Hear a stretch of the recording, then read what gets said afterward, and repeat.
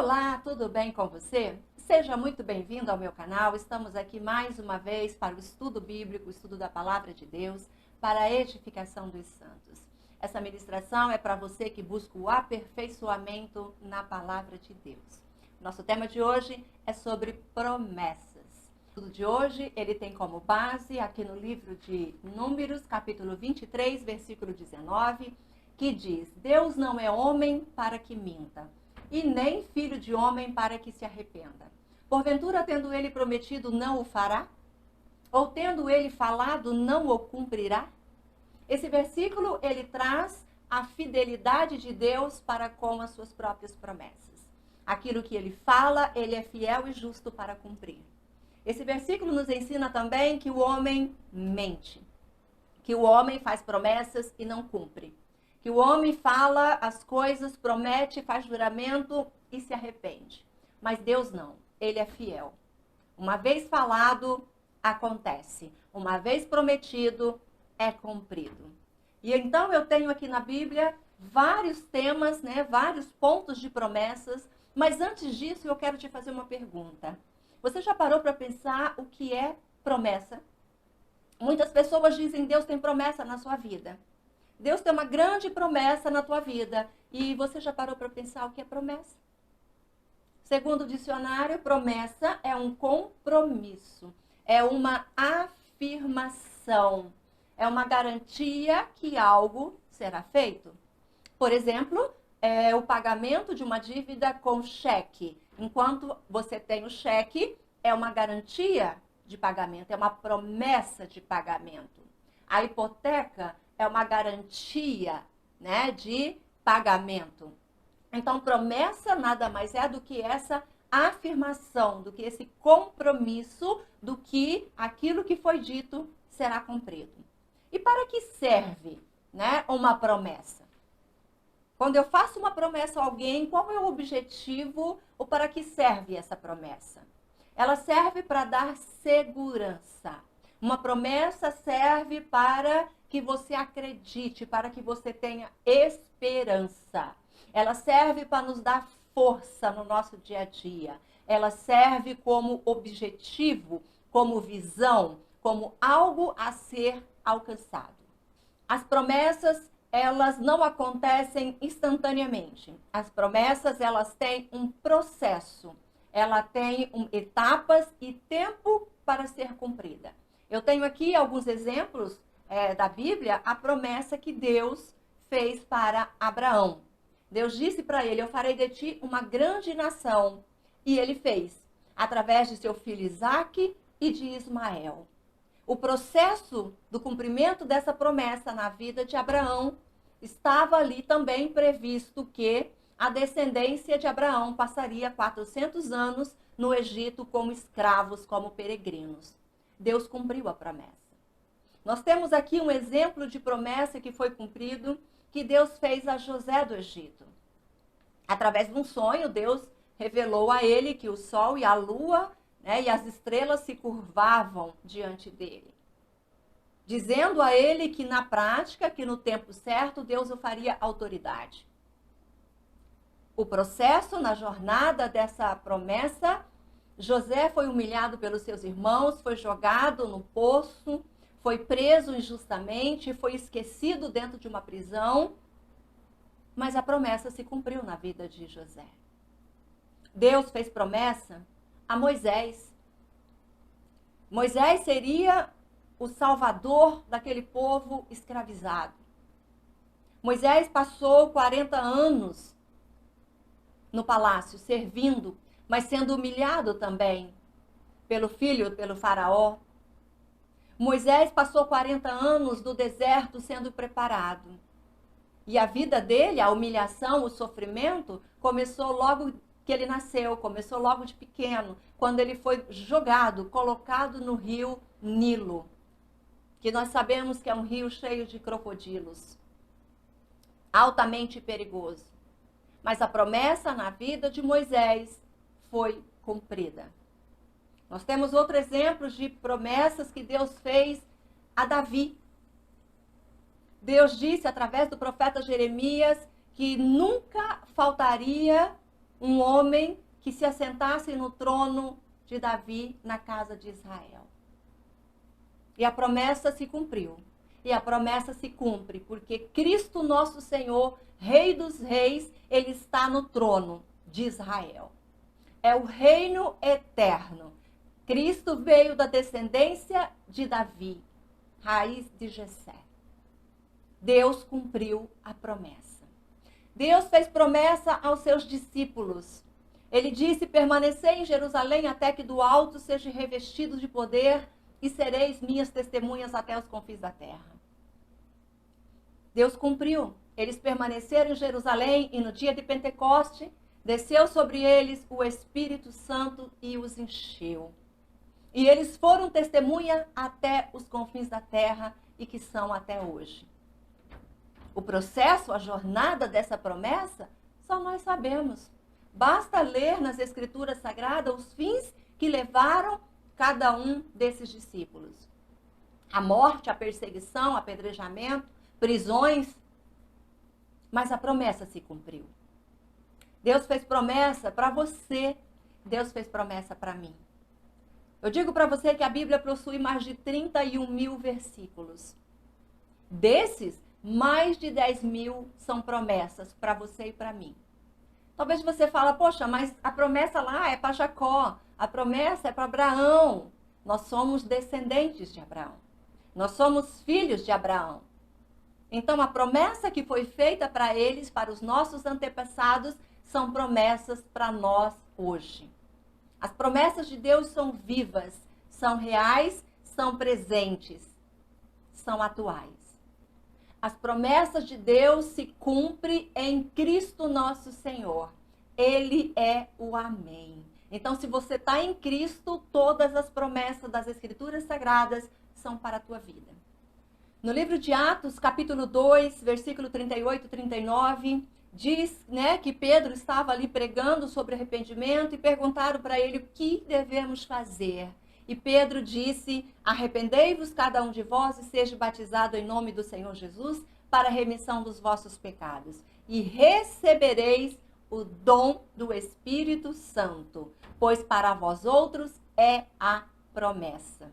Para vossos filhos e para todos que ainda estão longe. Isto é, para quantos o Senhor nosso Deus chamar. Deus tem promessa na tua vida. E a promessa de Deus é que Ele te dará o dom do Espírito Santo. Essa é a promessa. Este é o compromisso de Deus para você. Te dar o dom do Espírito Santo.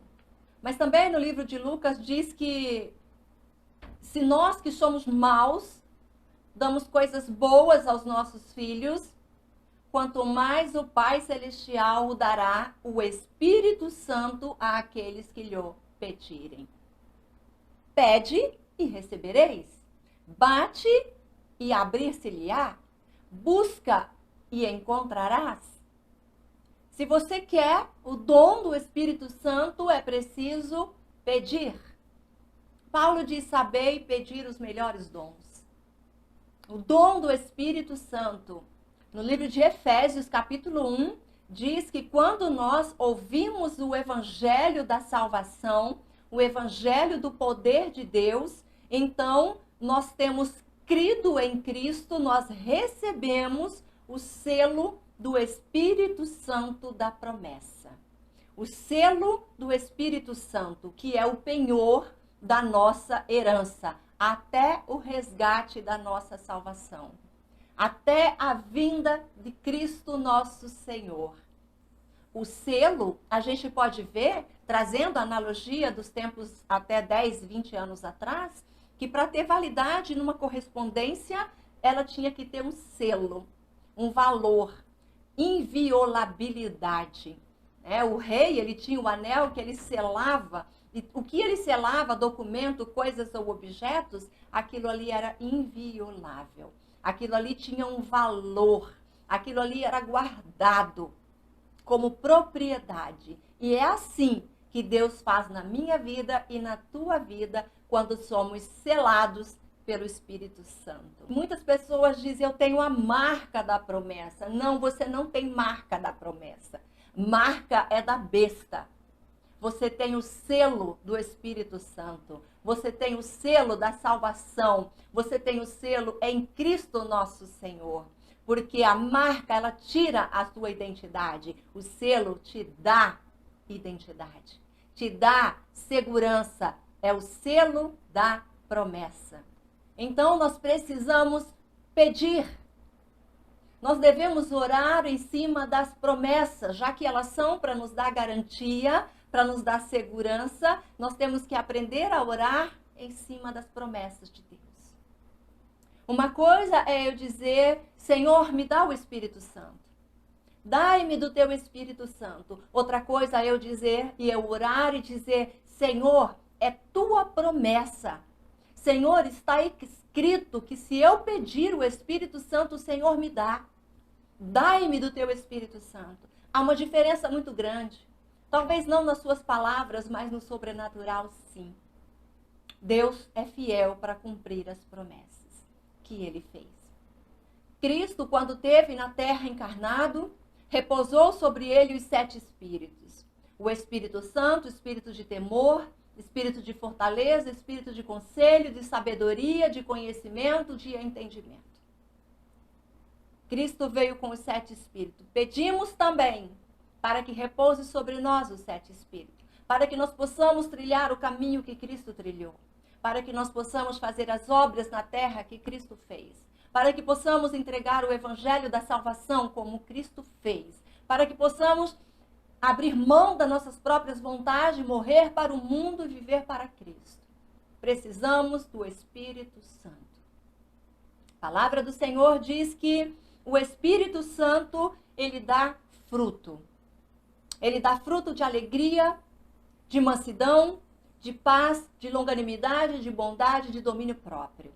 Nós precisamos desses atributos, nós precisamos desses gomos do fruto do Espírito para que nós possamos sobreviver aos últimos dias, os últimos tempos que nós estamos vivendo. Senão nós não suportaremos. Pela carne não suportaremos. Pelo ego não suportaremos. Necessitamos do Espírito Santo.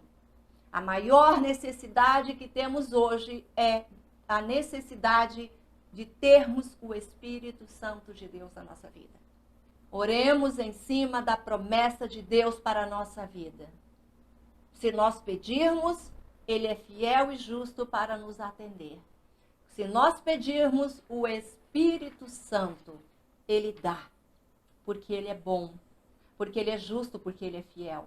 Esta é a promessa que Ele tem para a nossa vida. Um último tópico é a promessa que Deus, nosso Pai Celestial, fez por intermédio de Cristo nosso Senhor. Ele disse que enviaria o seu Filho unigênito. Todos os profetas e as leis inclinavam e indicavam para a vinda, o nascimento daquele que nos traria renovo. E Cristo veio. Ele disse, ele prometeu que faria o seu próprio Filho maldito, porque é maldito todo aquele que é pregado no madeiro, e Cristo foi. Ele disse que o seu único filho seria transpassado, iria sofrer na mão dos homens. Isso foi cumprido, e isso realmente aconteceu. Ele disse que Cristo seria humilhado, maltratado, injustiçado. E ele foi, como consta nas Escrituras Sagradas. Deus disse que Cristo iria morrer para a remissão dos nossos pecados, para que todo aquele que ele crer tenha a vida eterna. Ele morreu para a remissão dos nossos pecados. Deus disse ainda que Cristo iria subir, ia ressuscitar ao 3º dia. Ele ressuscitou. Que ele ia subir ao céu e ia estar à direita de Deus, Pai Todo-Poderoso. Lá ele está. As promessas foram cumpridas. Cristo disse que eu estarei convosco até a consumação dos séculos. Ele está conosco. Cristo disse, eu vou para o Pai, mas eu envio o Consolador, o Espírito Santo. Ele está conosco. Ele disse que ele vem para buscar a tua igreja, a noiva, os que creram nele, E somente aqueles que creram, que são salvos, que têm o selo da promessa, que têm o Espírito Santo, que é o selo da promessa, subirão com Cristo nosso Senhor. Ele disse que ia voltar. Ele vai voltar. E está próximo. Bem próximo. E eu trago aqui alguns ensinamentos sobre essa passagem bíblica, sobre as promessas. Tudo que Deus promete, Ele é fiel e justo para cumprir. Ele não volta atrás, Ele não se arrepende. Porque Ele conhece o passado, o presente e o futuro e Ele está acima dos tempos.